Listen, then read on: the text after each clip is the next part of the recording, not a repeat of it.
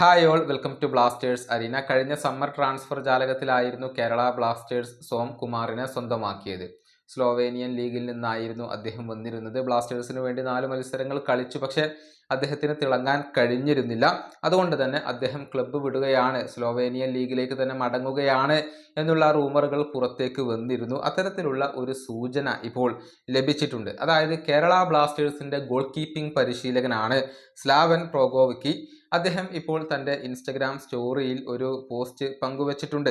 അതായത് സോംകുമാറിനും സച്ചിൻ സുരേഷിനും ഒപ്പം നിൽക്കുന്ന ഒരു ചിത്രമാണ് അദ്ദേഹം പങ്കുവച്ചിട്ടുള്ളത്. അതിൻ്റെ കമൻ്റ് ആയിക്കൊണ്ട് അദ്ദേഹം രേഖപ്പെടുത്തിയിരിക്കുന്നത് ഇങ്ങനെയാണ്: thank you guys, 3 points for Somkumar.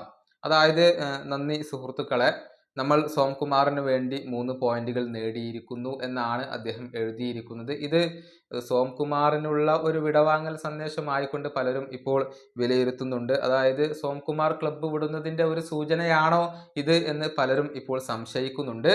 Somkumar club വിട്ടേക്കും എന്നുള്ള റൂമർ കഴിഞ്ഞ ദിവസം IFT ന്യൂസ് മീഡിയ റിപ്പോർട്ട് ചെയ്തിരുന്നു. മാത്രമല്ല, കേരള ബ്ലാസ്റ്റേഴ്സ് ഇപ്പോൾ ഒഡീഷ FC-യിൽ നിന്നും കമൽജിത് സിംഗിനെ സ്വന്തമാക്കിയിട്ടുണ്ട്. ഇക്കാര്യം മാർക്കസ് മെർഗുലാവ് സ്ഥിരീകരിച്ചിരുന്നു. അടുത്ത സീസണിലേക്ക് അർഷ് അൻവർ ഷെയ്ഖിനെ മോഹൻ ബഗാനിൽ നിന്നും കേരള ബ്ലാസ്റ്റേഴ്സ് സ്വന്തമാക്കിയിട്ടുണ്ട്.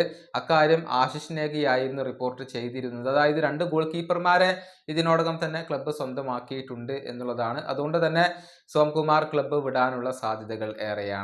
ഈ വീഡിയോയുടെ അവസാനിപ്പിക്കുന്നു. അടുത്ത വീഡിയോയുമായി വീണ്ടും കാണാം.